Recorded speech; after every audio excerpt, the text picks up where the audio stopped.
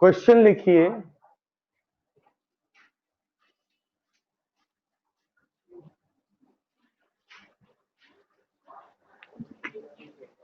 gravity at the earth's surface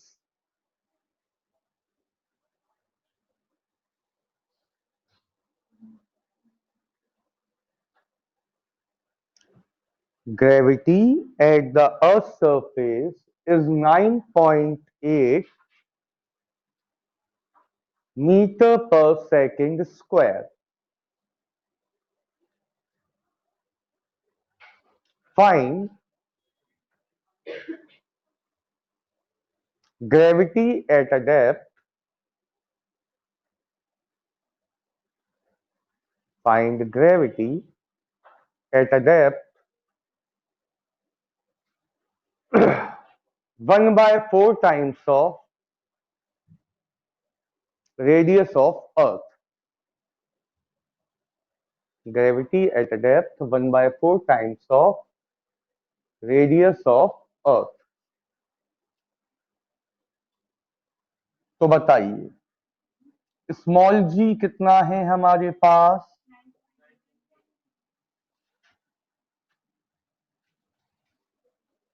ठीक, हमें क्या फाइंड करना है? कितनी डेप्थ में जाना है?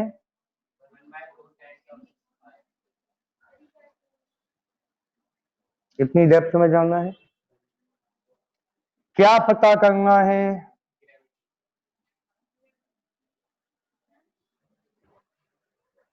सिंपल। क्या होता है फॉर्मूला बेटा? G1 minus D by are.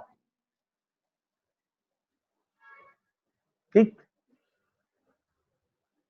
जी की जगह 9.8 1 माइनस कितनी डेप्थ है इंटू आर। कैंसिल हुआ, 1 में से 1/4 लेस किया,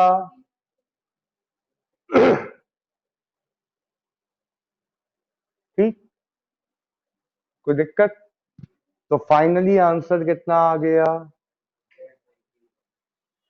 पहले मल्टीप्लाई कर लो फिर 4 से डिवाइड कर लीजिए।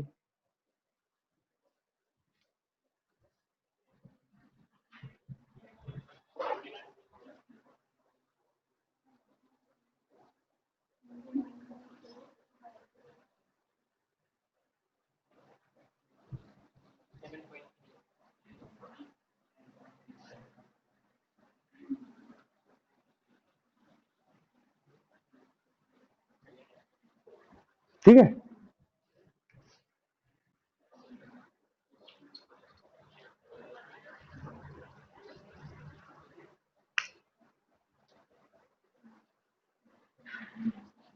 Next.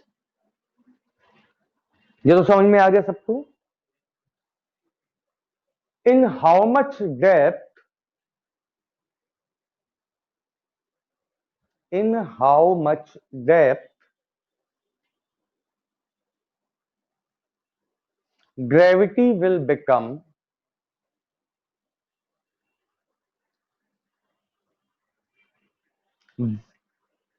in how much depth gravity will become 1/6 times of its present value.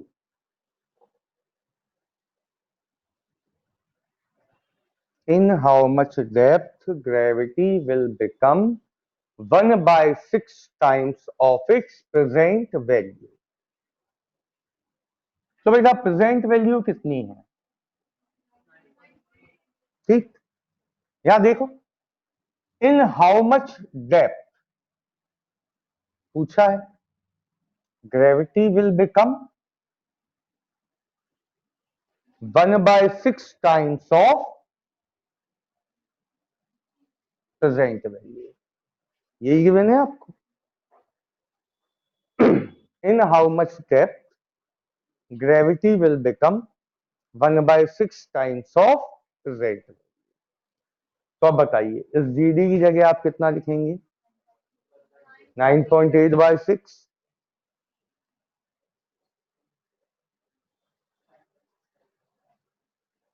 Equal जी की जगह 9.8, 1 minus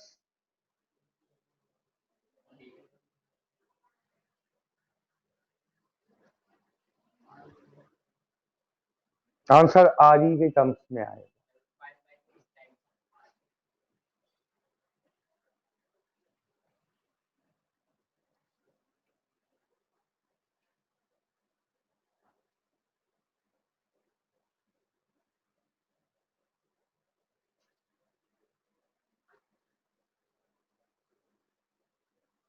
D by R E equal 1 minus 1/6। तो डी इक्वल आ गया 5/6 times of radius of earth. ठीक है,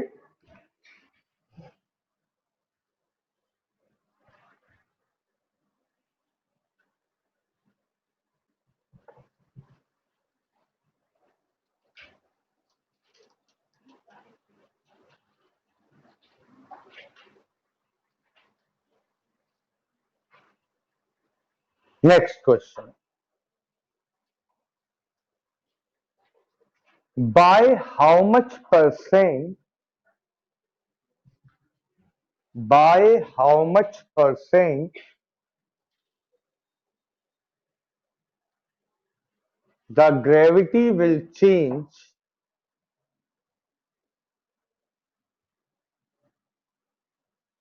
in a depth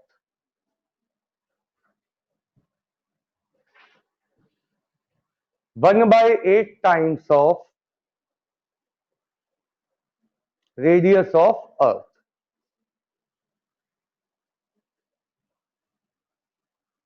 By how much percent gravity will change in a depth 1/8 times of radius of earth? तो बताइए बेटा depth कितनी है?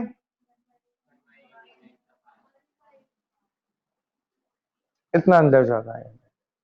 ठीक है, पहले कुछ नहीं करो, जो जीडी हम निकालते हैं वही निकालो। अच्छा, क्योंकि परसेंटेज का क्वेश्चन है तो आपको जी की वैल्यू नहीं रखनी है, वैल्यू रखोगे तो कठिन हो जाएगा। देखना कैसे, पहले समझ लो। डी की जगह क्या आएगा?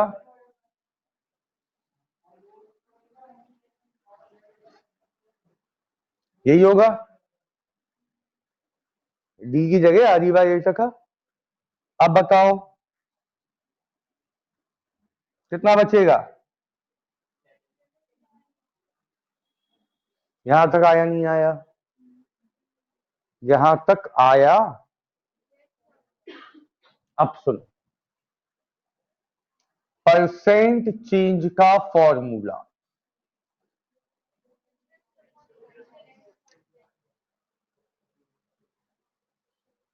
Difference upon initial into 100।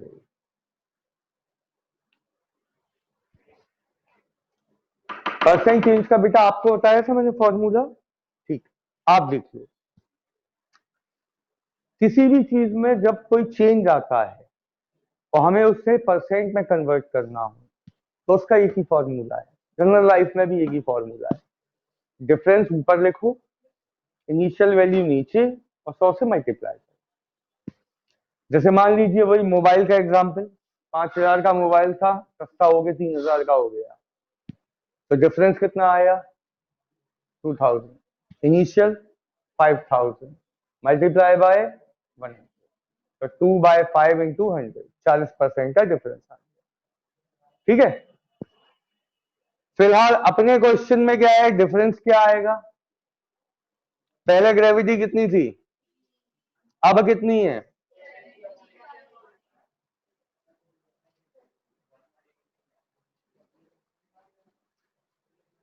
Upon initial, यही होगा। अब 8 एलसीएम लोगे 7 कम हो जाएगा, क्या बचेगा?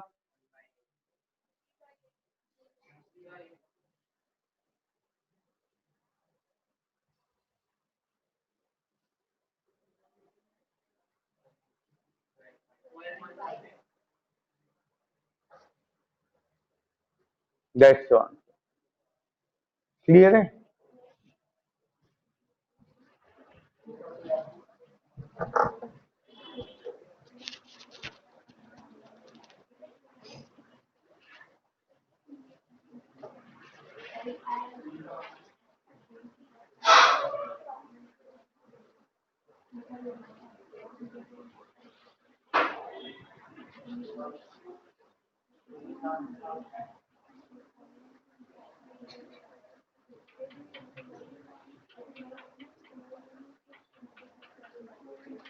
हो गया।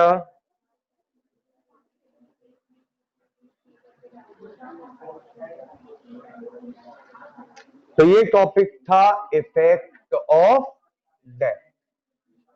आपके दो टॉपिक हो गए, इफेक्ट ऑफ हाइट और इफेक्ट ऑफ डेप्थ। अब आता है effect of shape of earth. Effect of shape of earth.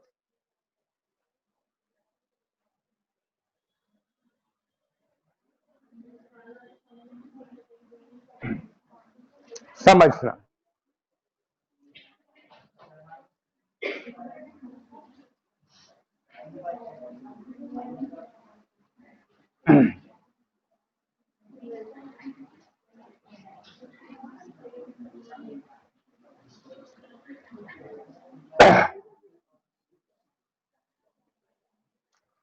ये बताइए स्मॉल जी का रिलेशन क्या था? GME बाय, यही था। मुझे ये बताइए अर्थ का जो शेप है, एक्चुअल शेप जो है अर्थ का, क्या वो स्फेरिकल है? नहीं। कैसा है? एलिप्टिकल है। अगर हम डीपली अर्थ के शेप की बात करें तो अर्थ का शेप कुछ ऐसा है, अंडे जैसा, इलेप्टिकल। इलेप्टिकल में क्या होता है, ये एक्स एक्सिस और ये वाई एक्सिस।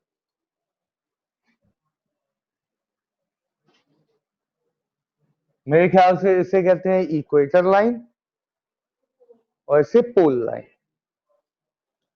मुझे ये बताओ कौन सी लाइन की रेडियस ज्यादा हो? शेप अगर ओवल है तो जाहिर सी बात है यहां रेडियस ज्यादा होगी। एक अंडे को ऐसे पकड़ोगे तो अंडे में रेडियस ज्यादा हो और ऊपर से रेडियस कम। तो इक्वेटर लाइन की जो रेडियस है वो ज्यादा होती है। अगर पोल लाइन की रेडियस है x तो इक्वेटर लाइन की रेडियस होती है 21 किलोमीटर ज्यादा। ठीक। जब इक्वेटर लाइन की रेडियस ज्यादा है, रेडियस ज्यादा है, तो वहां ग्रेविटी कम हो कंपैरेटिवली पोल से।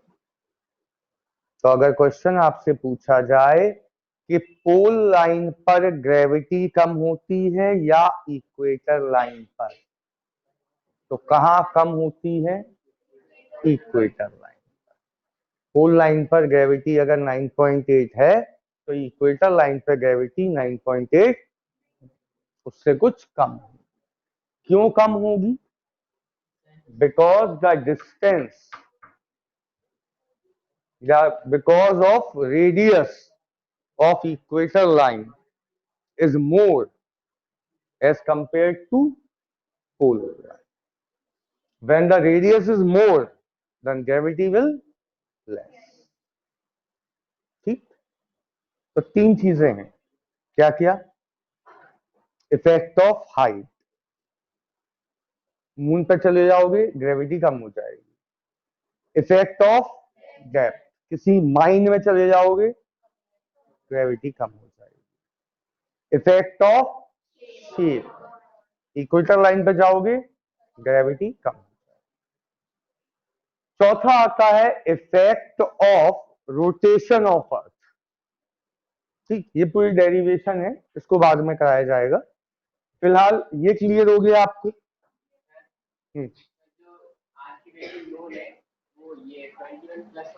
ये वाली 6 × 10⁻24 जो है, ओ सॉरी 6400 किलोमीटर जो है वो ये वाली है।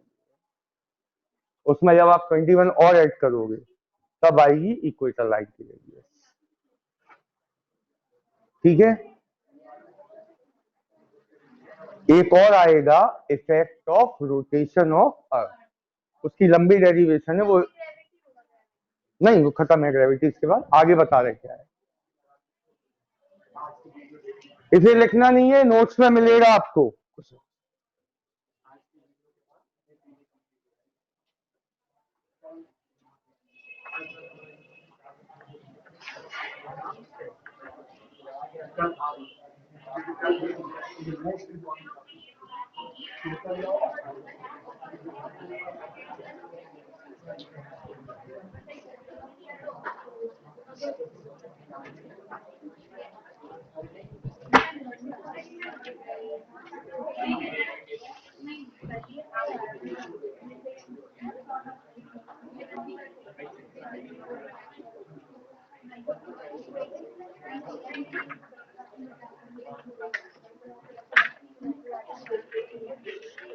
चलो, तो अभी तक हमने पूरी बातें किसके बारे में करी बेटा? ग्रेविटी, स्मॉल जी के बारे में। अब एक नया टॉपिक आएगा जिसका इससे कोई लेना देना नहीं।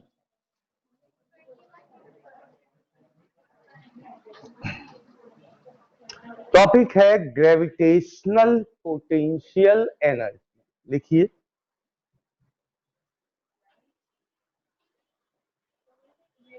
Gravitational potential energy.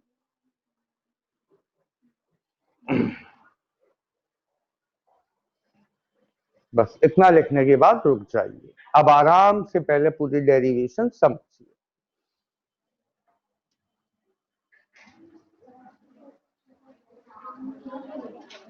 ये है हमारी अर्थ।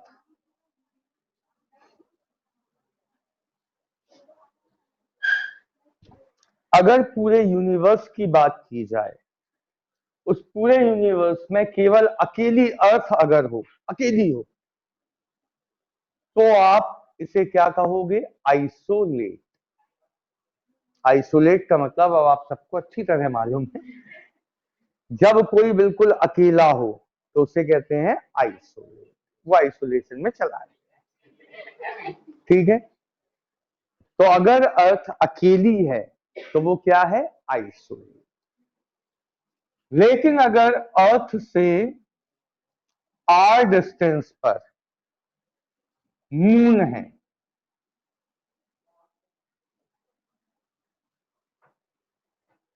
तब ये है सिस्टम, तब इसे कहते हैं सिस्टम। मतलब जब एक से ज्यादा चीजें हो जाएं तो फिजिक्स में वो कहलाता है सिस्टम, और जब एक अकेला हो तो आइसोलेट। अर्थ के बाद मून जब आया तब क्या बना? सिस्टम। इस सिस्टम को बनाने में जो भी वर्क हुआ होगा, that work is called potential energy of the system, या ग्रेविटेशनल पोटेंशियल एनर्जी। ठीक, मतलब पहले बॉडी कैसी होती है? आइसोलेट। जब उसके पास दूसरी बॉडी आ जाती है तो क्या बन जाता है? Work done to make the system is called gravitational potential energy. इतना आपको क्लियर हुआ? अब दूसरी बात, दुनिया की जितनी भी चीजें हैं इस पूरे यूनिवर्स की, वो सब कहाँ से आई हैं? जैसे मैं आपसे कहूं एक ब्लैक होल है पूरा, हमें कुछ नहीं पता। सबसे पहले अर्थ आई, तो अर्थ कहाँ से आई? इनफाइनाइट से। ठीक। अर्थ के बाद मान लीजिए मून आया, तो मून भी कहां से आएगा? इनफाइनाइट से।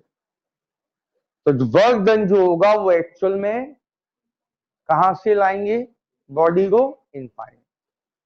तो अगर मैं कहूं ग्रेविटेशनल पोटेंशियल एनर्जी को डिफाइन करूं, तो आप क्या कहोगे?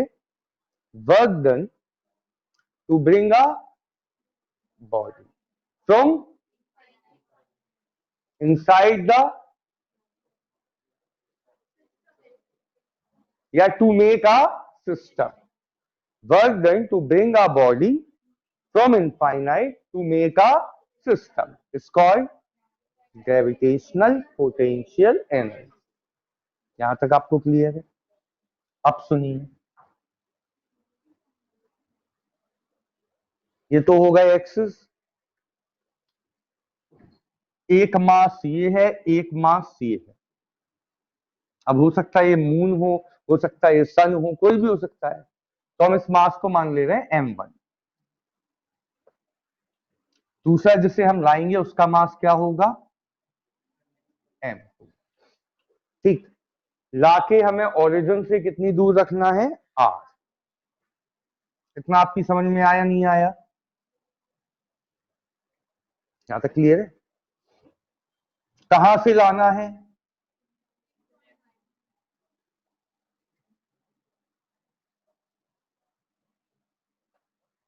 इनफाइनाइट से। तो जो हमें वर्क करना है वो है work done to bring a mass m2, यहां रखा था ये, from infinite to make a system. ठीक। अब प्रॉब्लम ये है कि आप इनफाइनाइट से कोई बॉडी लाओगे तो आप कभी भी वर्क डन कैलकुलेट नहीं कर पाओगे।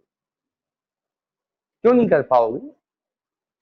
क्योंकि वर्क का फॉर्मूला फोर्स इंटू डिस्प्लेसमेंट होता है। डिस्प्लेसमेंट आप पता ही नहीं कर पाओगे जब आप इनफाइनाइट से आओगे। आपको इनिशियल पॉइंट ही नहीं पता कहां से आए। ठीक। तो जब भी बॉडी इनफाइनाइट से आती है और हमें वर्क निकालना हो, तो उसका एक तरीका है। तरीका क्या है वो समझो। हमने दो पॉइंट लिए, ए और बी, जो कि बहुत शॉर्ट डिस्टेंस पे हैं। मान लो डिस्टेंस है dx,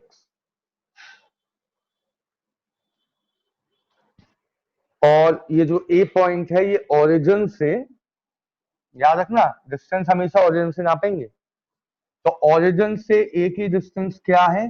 x। और ओरिजिन से बी की डिस्टेंस क्या है? x plus B. ठीक। हम क्या करेंगे? वर्क डन निकालेंगे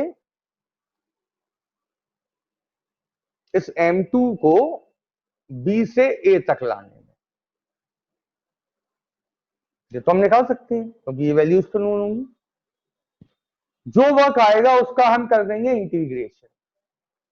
इंटीग्रेशन में लिमिट लगा देंगे इनफाइनाइट से r, तो ऑटोमेटिकली आपका आंसर आ जाएगा। फिलहाल इतना डीप नहीं जाओ।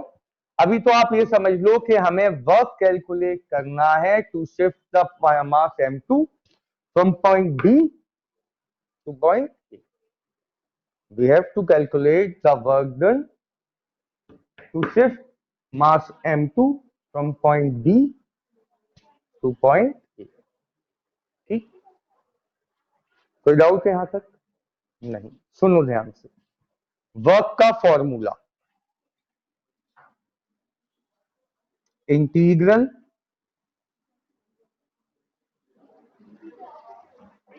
क्या बेटा? नहीं आ नहीं गया, अभी हम बता रहे हैं भैया आपको।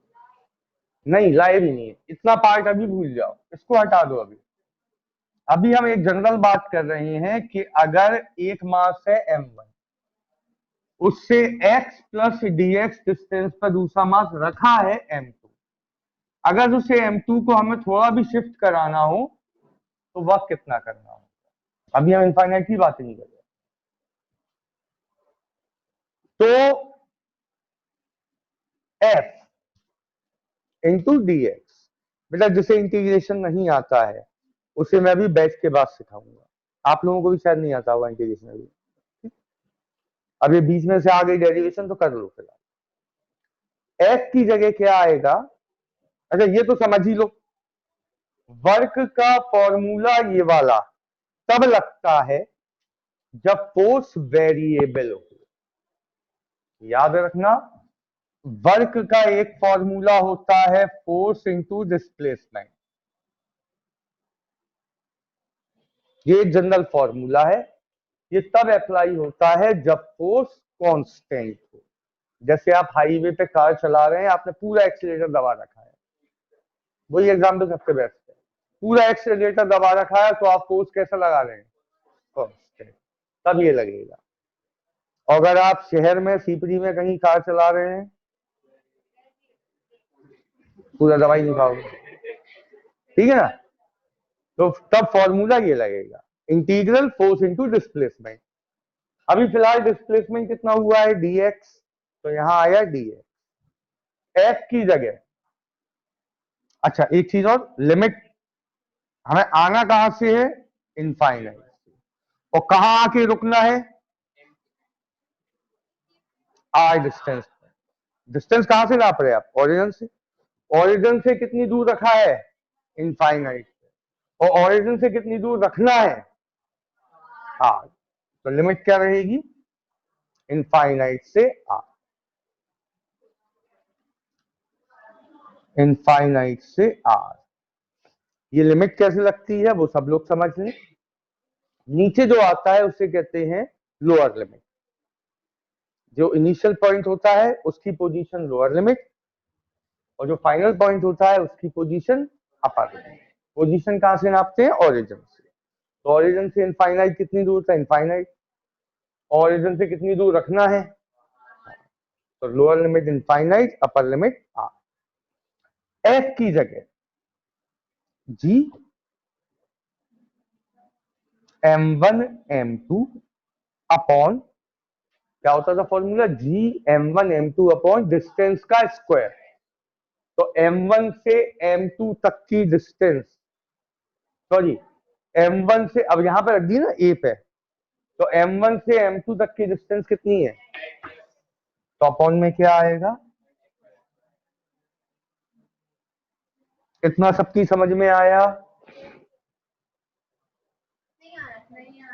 Very good.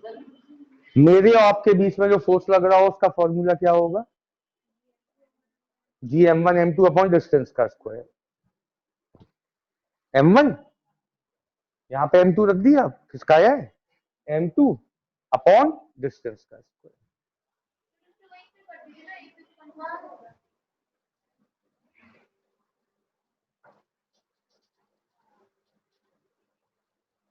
बी से उठाकर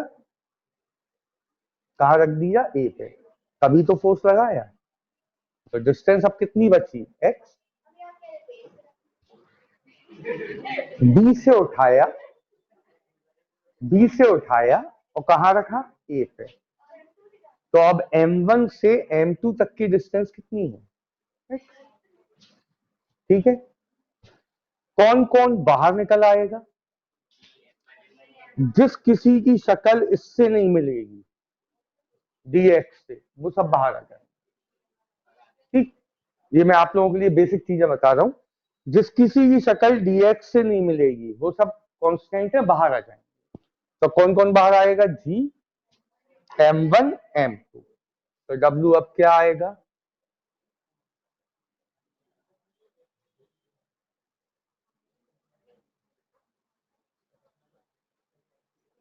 one upon x square into D, ठीक है।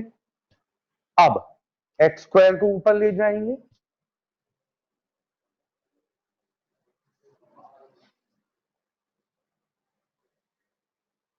एक्स की पावर इंटू डी एक्स, ठीक है। अब सुनिए आप लोग, इंटीग्रेशन में होता क्या है, जैसे ये लिखा x power 3 into D x, तो इस x का ऑपरेशन होता है, इस x का ऑपरेशन किया dx ने, ऑपरेशन होने के बाद जो x का क्यूब था वो बन जाएगा x पावर 4/4। मतलब इंटीग्रेशन बहुत सिंपल चीज है, जो भी पावर हो उसमें एक एड ऑन हो जाएगा और उसी से डिवाइड हो जाएगा। मान लो यहाँ लिखा होता है x पावर 6, तो x पावर 7/7, x पावर 9 तो x पावर 10/7। ठीक है, तो फिलहाल यहां क्या हो जाएगा,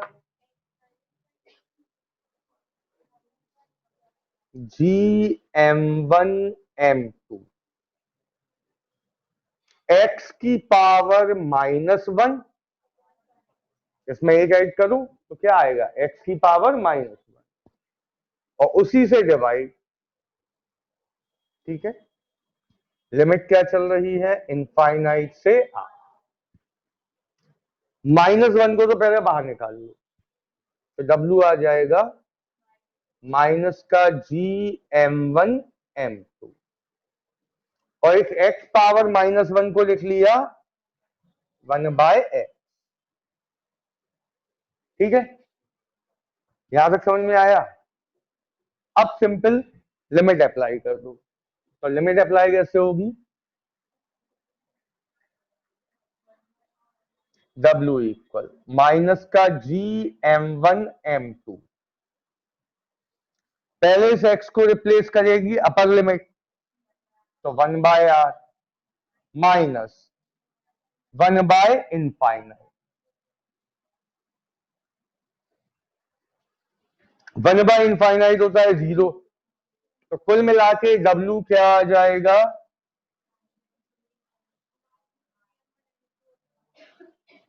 माइनस का GM1M2/r। ये है ग्रेविटेशनल पोटेंशियल एनर्जी की डेरिवेशन। ठीक, जिन्हें इंटीग्रेशन आता है वो सभी लोग इसे नोट कर लें फटाफट, उन्हें बता तो दें पहले।